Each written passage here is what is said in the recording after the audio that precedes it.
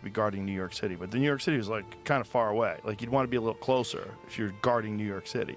Yeah. And it's much more likely that it was actually just guarding this laboratory. And that there was a company called the American Computer Company. And the American Computer Company, are they still around? Let's see if they still have this page. It's a very wacky page. So they would just they made made-to-order computers. Like you would call it up, I want a, whatever, 5 gigahertz Intel processor, blah, blah, blah. And they would do it all for you. I want a 2 terabyte hard drive. They would set it all up for you and send it to you. And then they had a whole section of their website that was dedicated to back engineering technology from Bell Labs and how it all happened. And they were talking about the invention of fiber optics and also the transistor, that these things had come specifically from the discoveries that they had made from the back engineering of a craft that was down at Roswell. Yeah. Which was also, by the way, Roswell was a site of a lot of nuclear testing. Yeah. I was told that, people say in the film that Roswell did in fact happen. There was a crash. 4 non-human bodies were in the craft and recovered, and the technology, the craft materials, and the bodies were sent to Wright Pat Air Force Base in Ohio, which is very close to Battelle, right? And and then maybe that's the reason why Bell Labs is near a military base. Maybe it's more about proximity to a base that can have recovery teams quickly deployed, come back with materials, and then get them to a facility close by without the need for moving them across the country. And that would also, if it was true, would also be one of the first examples of this coordination between government and defense contractors, government and scientists that were commercially working. Yeah. And that they somehow or another arranged to get these brightest minds to, hey, what's this? How's this work? Is that computer company still around? I think so, but I just stumbled across something. I was reading that. Another story about the Bell Labs story? No, it's like a letter from the guy that says he's the head of American Computer Company. What is he saying? I just found it. I asked the question, trying to see why this was relevant. This was like back, I want to say it might have been like the 90s, late 90s or early 2000s when I first started going online. And I found out about him because, I used to make my own computers back then. So I'd go and get a motherboard and hard drive and I'd do all that stuff. That's cool. It was fun. For gaming, it was really fun because you could like set it up with like powerful video cards and everything like that. But there was a bunch of companies that would sell like really high-end put-together computers so you didn't have to go through all that work. And so I was just looking at companies that make computers, made-to-order Windows computers, and I found them. And I was like, what? What the fuck is this? Do they still have that up? That's wild. I don't know. I started to try to find it. I thought I found it. What about the Wayback Machine? Well, this article that I found, it says it's extracted from Nexus Magazine, 1999. The thing about when you think about what could reverse engineer. Hold on. What is it? He says everything you talked about. I'll show up. Just can you see it? It's just it's very long. It's super long. It's all written, but it talks about right there. Alien craft. Yeah, okay, so it said, so now not only do we have a picture of the alleged alien craft on our website talking about alien technologies being transferred to AT&T, but we're also in possession of a very high-level, level 5, top-secret security clearance military faxes describing something called Sky Station. What? Here it says, we try to be cute, we try to put up a picture. If you go to our website, it's still there. Here's our website. Bottom of the page is the nav bar pointer. Is that website still up? I'll click on it. Let's see what we got here. Just in case something weird. Yeah. Nope. That probably is not the exact That's same. gone, son. It's a website. Yeah, but that's a bullshit website. That's not the American Computer Company website, is it? No. That's just like American Priority Payment Systems. What is this? Who bought them? Do you know? Probably the fucking government, man. But this is talking about everything you just said. But although that's what I was trying to figure out what this is. It's websites. I don't know. Reverse engineering Roswell UFO technology. It's like a letter that came. Look at this. It says here the symbol for the transistor is made up of 3 pieces: positive, positive, and negative, or negative, negative, and positive. Silicon dioxide doped with arsenic and boron in 1947. Now, 1947, doping things with boron was not easy. It required the sort of equipment that even Bell Labs in 1946 did not possess. They had this type of equipment at Lawrence Berkeley Laboratories, but it would have taken thousands and thousands and thousands of man-hours to invent the transistor. If you look back at it historically, what AT&T was claiming was that one day this genius, William Shockley, working with a rectifier, he looked at it and noticed that it had unusual propensities, and there, bingo, he invented the transistor. He figured it out right there. And to verify that, the two other geniuses that they got to help work with him on the transistor, Dr. Barden and Dr. Brattain, both said, "Oh yeah, I remember the guy by the name of the case, was allegedly talking about transistors in 1931, and I knew back then we were going to have them." He said that is the history of the transistor at AT&T prior to 1948, other than claiming it was invented in December of 1947 by Dr. Shockley. Anybody believe that story? Me neither. And I knew because the administrative head of the transistor project was Jack Morton, the man at whose house I was staying to go to school and whose sons I was friends with. And he often commented on the fact that it was really a shame that those three idiots got responsibility for the transistor and he didn't. And I always wondered because he too didn't possess the scientific ability to develop the transistor. He was a brilliant man who had invented the radio broadcast vacuum tube, the closed-space triode, but it appeared that he was brought in to head up the project to try to draw back the transistor in time to radio tubes and the image that Shockley talked about. And it was as if the whole thing was just a ploy, and he might as easily have been given responsibility and gotten the Nobel Prize as Bill Shockley. Professional jealousy, it says, question mark. Wow. Yeah, so there's questions about the invention of the transistor according to these guys. Yeah. But it's also fiber optics, and it's the things that, what they're saying is that these things kind of came out of nowhere. Yeah. It's hard not to line it up, you know? Yeah. And well, it certainly lines up time-wise. Yeah. With the Roswell crash. And you know, the labs working on these things being close proximity to bases that are known for recoveries and reverse engineering. Like, around Roswell, the engineers, the Army Air Corps engineers that were based at Wright Pat were literally the expert reverse engineers of the Army Air Corps. Jesus. Like that's who was based there. That's so crazy. Yeah, and people forget at the time it was the Army Air Corps at Roswell, you know. Yeah. And the dots all line up, you know.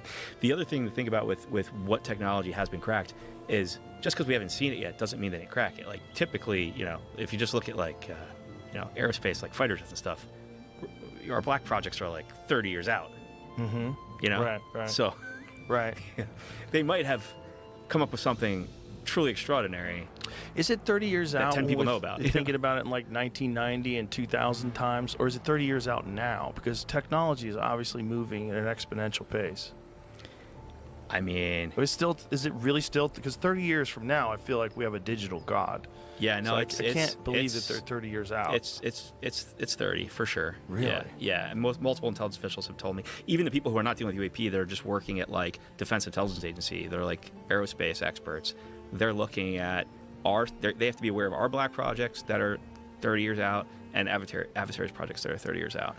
And I mean, that stuff's wild.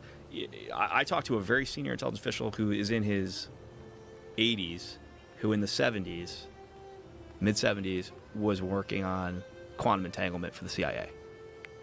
What? Yeah.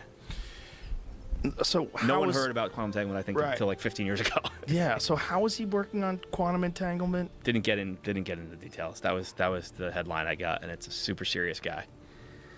But that was the headline I got. He was doing fringe science work dealing with quantum entanglement for the CIA and the DoD in the mid-70s. And quantum entanglement as for what, under what end? As a method of distribution of information? Unclear. Wow. I wouldn't want to assume, but just that was the headline. And that's it was said to me in the context of when the public hears about something existing, it's long after it's existed in terms of black project sure. science, you know? And so it just makes you think, like, you know, if things have come off the back of this technology and some of it has been commercialized, actually, like, put into, like, hypersonic missiles or whatever it is, transistor radio, whatever, what hasn't? You know, what's just been kept in a box? Right. You know? It's pretty wild to think about. But the reality is, I mean, all of that leads me to just, I really feel like if we get into this era of transparency and everyone knows it's real, and all scientists know it's a valid area of inquiry, and all the bright young minds out there that are in high school or college right now know this is something they can put their brain power towards, dude, so much amazing stuff could come out of it. Yeah. Like, think about the space race. 35,000 inventions, they say, came out of the space race, like Velcro and a bunch of other stuff. Right. I think the fear would be that the openness would also lead to espionage. You know, because we already have a problem with that. We already have a problem with agents of the CCP that infiltrate technology companies and get busted, and it happens at universities. It's an issue, you know, and if it was open transparency and they were just bringing in all the brightest minds, like, you know. Maybe, but maybe it's like the amnesty thing. Maybe it just needs to happen for the greater good. Yeah. That's the question. Like, if both the United States and China are literally on the brink, maybe it's a conversation that needs to be had for the greater good of humanity. Yeah.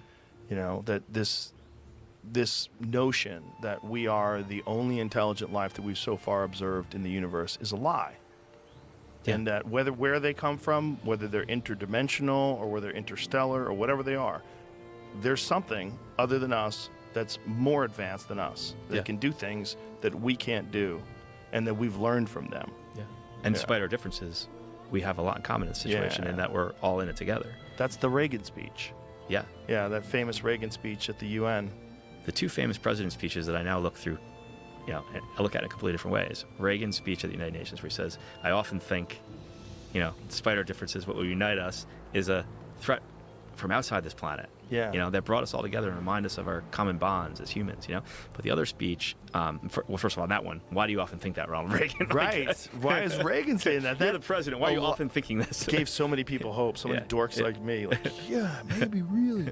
Well, the other one is the Eisenhower speech about the military-industrial complex. Yes. Where he warned us. Mm-hmm. And he warned us at a time where we now know the legacy program was already getting very powerful and empowering defense contractors to reverse engineer this technology. And he warns, he says very, very, very clearly that the ability exists and will persist for unchecked power that would threaten our democratic process and get us, basically he's saying, well, get us to a place where the contractors are going to have more power than Congress. And here we are in 2025 with leaders in Congress and our Secretary of State saying that's literally what happened. Yep. That's literally the situation right now. The president is out of the mix, Congress is out of the mix, the people are out of the mix, and military contractors, the military-industrial complex, is in control, has unchecked power, and just waits out sitting presidents. Yeah. It's wild to listen to his full speech through that context and know that that's what he was talking about. And it came to fruit. Yeah. Yeah. And it's 80 years later. We're like, oh, he was right. And the thing is, that speech was, he did that live on the air to the world. And people didn't really get a chance to watch it until the internet. Because most people, you'd have to read about it, or you'd have to go somewhere and find some 35 millimeter footage and strap it onto a projector and go watch him say that. Most people never saw it. You didn't see it until the internet came around, and then people had encoded it and turned it into YouTube videos. Super powerful speech. There's a third one that I look through a different lens now, which is not long before he was killed. Kennedy gave a speech about how secrecy is repugnant. Secret societies, yes. And he said are repugnant in a free society, and they challenge our democratic way of life, and we shouldn't allow it. Yeah. You know? Look where that got him. Yeah. Exactly. Yeah, he was literally taking on secret societies. Yeah. I mean, he wanted to disband the CIA. He had a lot of ideas. Yeah. I hope that people involved with this at like the CIA or at these defense contractors realize, like you said, they have a moment here to be the heroes of the story. Yes. And to spin it and just say, hey, we were taking on a job that no one else knew existed. We were doing the best we could. We thought we made good decisions.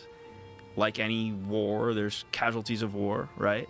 But our intention was to do the best for the United States.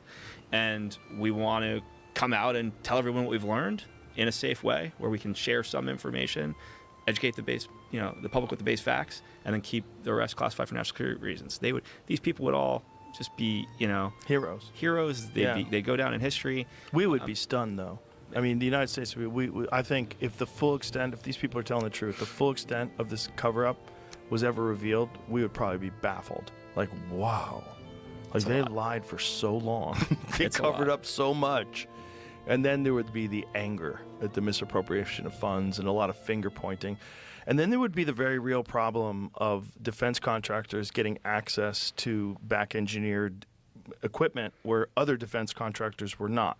So they would have an unfair advantage competitively. Yeah. I mean, look, a bunch of defense contractors went out of business over the years. You'd also have to, look back at some of the older defense contractors that were given materials in the 40s and 50s and then got acquired by a Lockheed or a Northrop. Lockheed and Northrop bought all of the smaller defense contractors that have been involved with this over the years. Really? Yeah. Yeah, a bunch of them. So those are the big ones. Yeah. Lockheed and Northrop. Raytheon, and so didn't they all have That's access? Yeah, elements of them. I mean, you can't look at just like you can't look at the government as all one big entity. You can't look at it's not like everybody at Lockheed Martin knows about the non-human technology, right? But there are people that are in control of that situation, and this comes from multiple people I interviewed in my film. They all said the exact same names. Jeez. Yeah. No, it's fascinating. The how did you ever go down? How much of a rabbit hole have you gone down on the remote viewing stuff?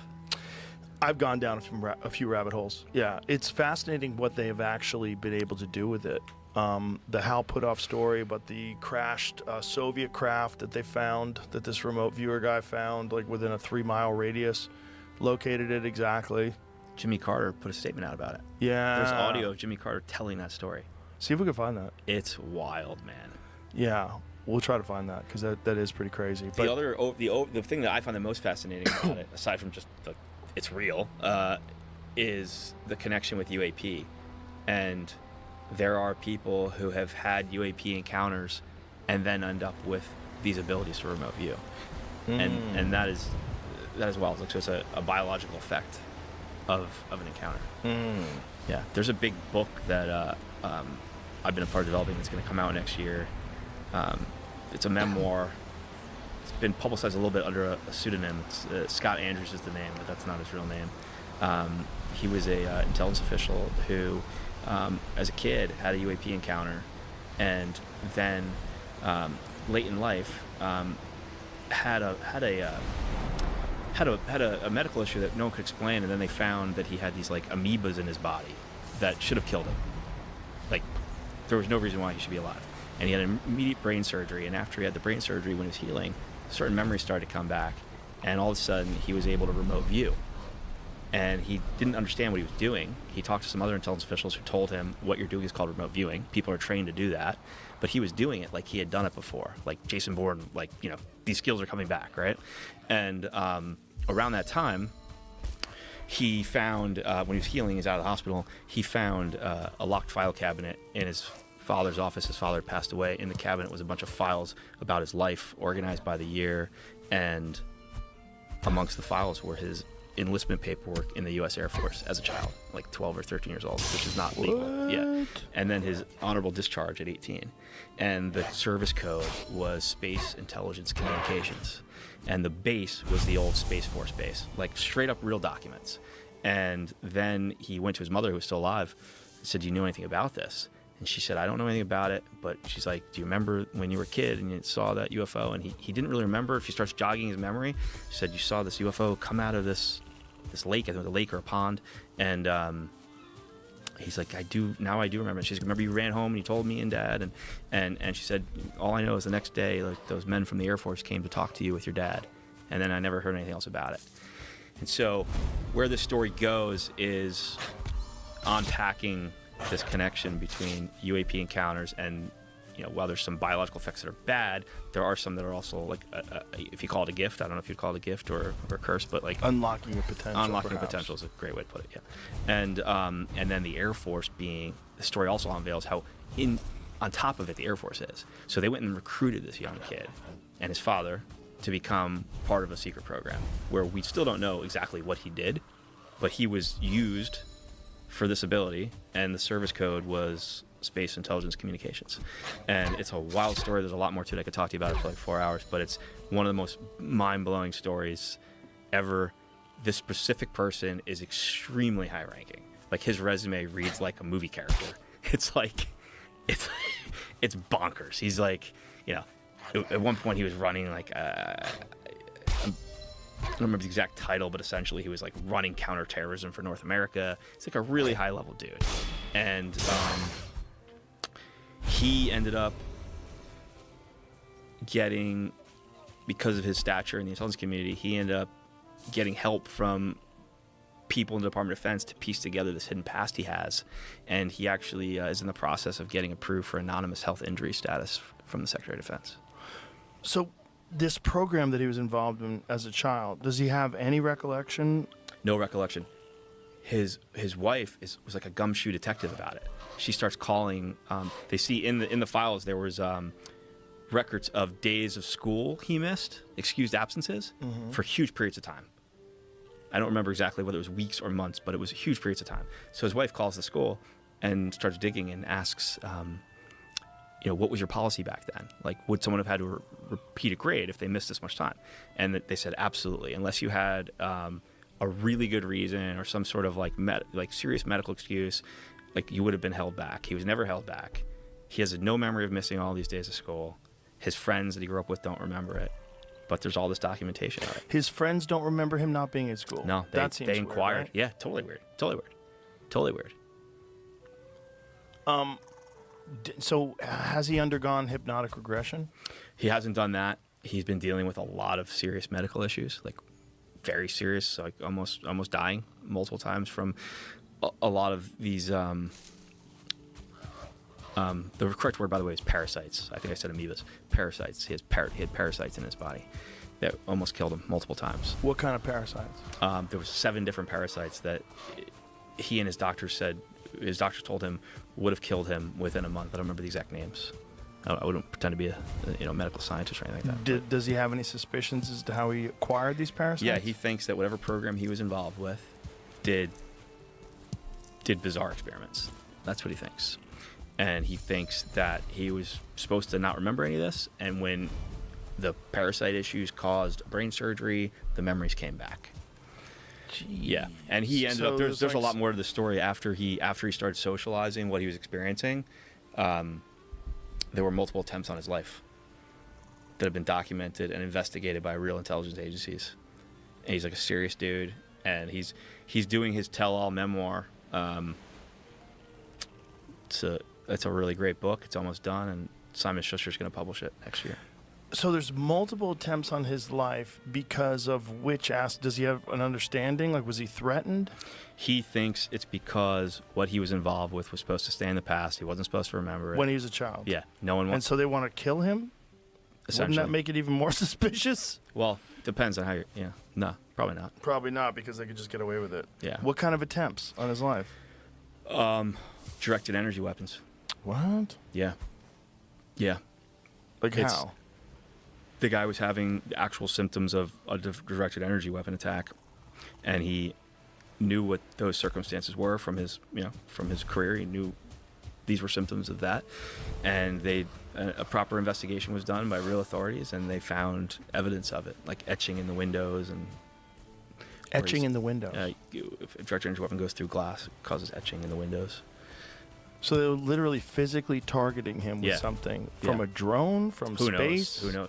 I mean, these are like the list of questions that this story. So the idea is like, let's just give this guy cancer, or just nuke him and take him out. That's what it seems. Yeah. Because he's talking too much about this program. That's what it seems. And then if it comes out, we're fucked. Yeah, that's what it seems. Because probably what they did is highly illegal, especially if they did it to a child. Well, I don't think you can legally enlist in the military when you're, also 13. He probably wasn't the only one. Yeah. And so if they do have someone sort of an ability to erase memory. That's what it would seem. Which also lines up with, I talked to, one of the stories I left out of the film, I talked to the base commander from Rendlesham, the joint US-UK base in the UK, where there was a huge UAP event in the 80s. And the base commander told me on the record, on camera, that the day after the event, an airplane landed, people from the CIA and Air Force Intelligence showed up with authority and demanded to speak to the witnesses, and the base commander was told to leave the room.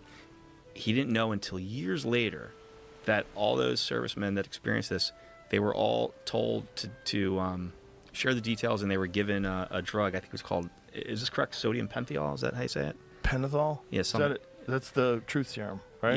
Yeah. And they were given that to share what they experienced, and then they were all asked if they had ever been hypnotized, and someone was there who hypnotized them.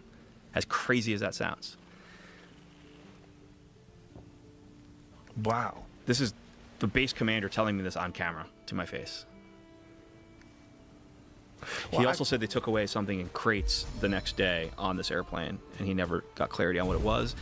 And the third thing that he revealed that I don't think anyone's ever talked about with Rendlesham is he revealed that the day after the event, he went and he talked to the people in the communications room, the old school like wires in the wall and stuff, and the head of the communications on the base told him that the entire night of the event, while he was out in the woods dealing with the event, the whole base was on communication lockdown. All lines were shut down except the direct line between the base and the White House, which it's called, I believe, I don't want to mess this up, but I believe it's called flash override, which is only used for nuclear war or imminent threat of nuclear war.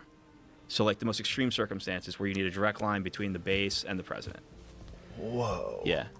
So one of the unfortunate things I had to cut for time, hardest thing about making this movie, man, was my director's cut was like 4 hours, and I had to get this down to something that was like consumable. Did you ever think about making it like a Netflix thing or multi-piece? I did think about it. What about a director's cut? Would you ever do that? I'll think about doing that, or maybe let's do a sequel. Maybe let's do a follow-up and put some of the stuff that like is like a bridge too far into the next thing once the table's been set. That sounds good. Hey, this was the question I was going to get to with that. Yeah. I mean, you've worked on legitimate films. Yeah. Like, not that this isn't legitimate, but you worked on some like big blockbuster Hollywood films. Yeah, man. Ready Player One. Amazing film. I love that movie. Thank you. Are you locked into this kind of shit now? Because here's the problem that happens when people start going down this rabbit hole. It kind of consumes them.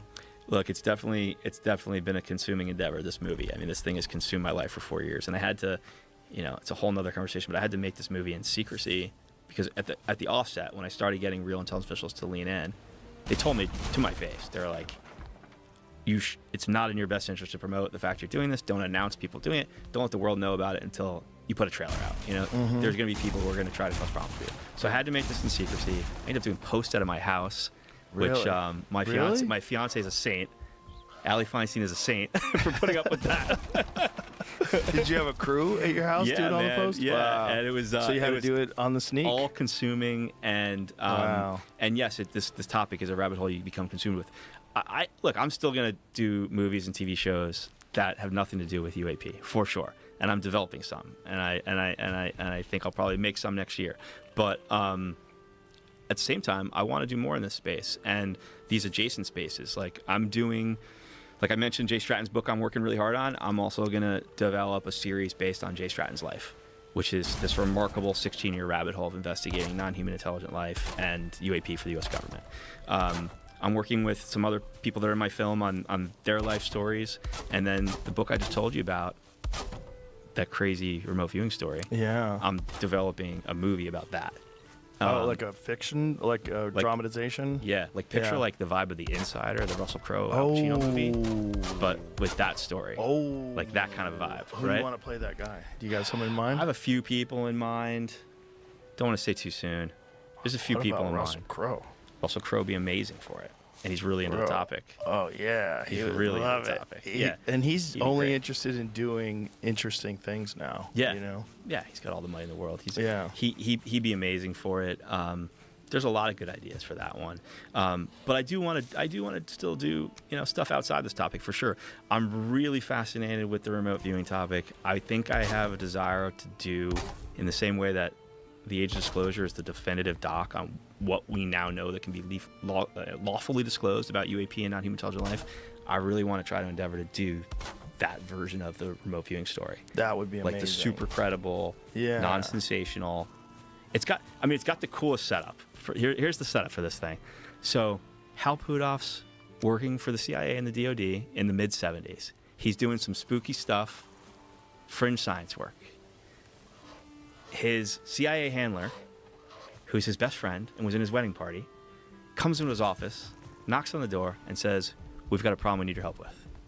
He says, "What is it?" He says, "Our operatives have found out that the Russians have a program that they're 10 years into where they have rounded up the best psychics in Russia, and they've trained them to use their psychic abilities to spy on American bases and our most secure facilities, and they're getting actionable intel." Hal's, of course, like, "Holy shit, that's the craziest thing I've ever heard," right? And the CIA guy says, "Yes, you've got a blank checkbook from the CIA and the DoD. You've got X amount of time to catch up on their 10-year program. We've got to beat them." He then has to figure out, like, how to go about finding people who have these abilities, because it's not like Russia where you just go round up a bunch of people and say, "You're going to do this," right? So he comes up with a clever system to bake into Army basic training testing that can identify people with these skill sets. And then you can pluck them up and have them come work for this program. You can help them sharpen their skill sets, and you can train them to become remote viewers. To me, that scene, it's like the Indiana Jones scene where the CIA comes into Indiana Jones and says, "What do you know about the Ark of the Covenant?" Oh my God. and we've got the situation we need your help with, It's wild, man. It's like the craziest setup of all time. And it's fascinating. And then the fact that they started getting real actionable intelligence that they were acting on. Like, the CIA was running missions based on his intel. One day when I did so many interviews with Hal, but one day when we finished talking about the UAP topic, I had intentionally scheduled a few extra hours, and I was like, "All right, Hal, let's talk about Stargate." And I grabbed like 3 hours of the entire Stargate story, and it's fucking mind-blowing. And all the specific, like, little stories of action that were taken based on their intel, it is so wild and so compelling. And then when Stargate, at the time, Stargate was a deeply hidden program, extremely secret, highly classified. There was some leak, I think, that happened in the 90s where people heard about it. And then essentially the government said, "Oh, it's not real. It didn't work. It was this thing we tried," And all they did is they just moved it to another agency. As far as I've had so many people tell me of their awareness of active remote viewing programs. Wow. Yeah. Have you tried to do it? I have not tried to do it. Why not? But what I did try was someone remote viewing me in a specific place where I was, and they sent me a picture that they sketched out that gave me fucking chills, because they described exactly where I was standing when I was talking to them. Oh. And I don't think they had cameras in my house, which is the obvious question, right? Oh. Pretty wild. And there's other stories that I've heard from intelligence officials that I've gotten close with because of the UAP topic. People who became aware of the remote viewing situation and would tell me these just like little ancient stories, like here's like a specific, there was a pen drive, like a little drive with some data on it that had some UAP data on it that an intelligence official literally dropped while hiking out of their pocket. It was in their pocket. And they dropped it. And they used a remote viewer to help them find it. It told them exactly where it was. They went and found it. It's crazy. It's crazy. But then you go and you listen to this clip of Jimmy Carter talking about how remote viewers were used to find this down airplane. And you're like, this guy was president of the United States. I definitely found a transcript in an article, but I think this is audio and I hadn't been able to check it yet. There is a documentary. I tried to find the documentary. And there's a documentary called Third Eye Spy that has it as the opening scene. So they described it differently than you. Change and inexplicable event that has been discussed publicly is that one time we had a small plane go down somewhere in Africa. We needed very much to find out where that plane had crashed, and we were not able to find it by surveillance from our satellites. So the director of the CIA, he was also director of all the intelligence agencies, heard about a woman in California that was a medium. And he contacted her, and she gave him the latitude and longitude of the plane's whereabouts. And the next time one of our space satellites went over that area, we located the plane where she said it was. That's crazy. By the way, that's not even the one I was thinking of. He says it about a different thing, about a plane that went down, and I think it was Russia. And he specifically says we went to the remote viewing program for one of the best remote viewers, and they found it. But that's crazy. That's a sitting president. Oh, right. It's fucking Jimmy Carter talking about a psychic being used to... Yeah. Do you think that is an aspect of human consciousness that we used to be able to do? I do. And that we've lost it somehow? Yeah. Yeah. I think there's just things we've evolved out of and things we've evolved into. And I think that's, you know... is that what they think as well? Yeah. Someone very involved in that topic for the government now told me the analogy they would make is it's like if you saw a basketball on the ground, anybody can pick the basketball up. If there's a hoop there, they can throw it at it, right? Right. If you sat back and watched a line of 100 people do it, some would look like clowns, some would be like, oh, this guy has sign of potential. And then, you know, one out of every however many, like 1,000 or whatever, would be a Michael Jordan, who's just like, boom, swish. This guy's a fucking natural, right? He's got this instinct. So everyone can do it. Everyone can pick up the ball and throw it at the hoop. And some people have a natural instinct to do it better. And that's what they were trying to identify. And that's what they do try to identify. And the weird one is that people who have had encounters. Yeah. So that to me is like it breaks through some barrier that you have in your consciousness. When they communicate with you, all of a sudden now you have this wall that has been downed that allows you to have access to this forgotten aspect of human consciousness. Or it somehow heightens it, you know? Like, yeah. So the biological effects are real. So we don't, you know, we know about the bad ones like cancer, but maybe one of the other ones is it heightens this ability somehow. Have you ever taken any time into consideration of the possibility that human beings were a product of genetic engineering?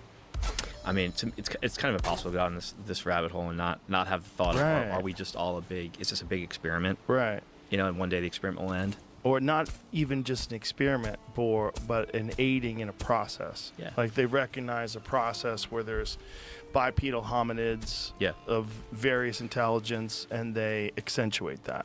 Yeah. And probably multiple different attempts. Yeah.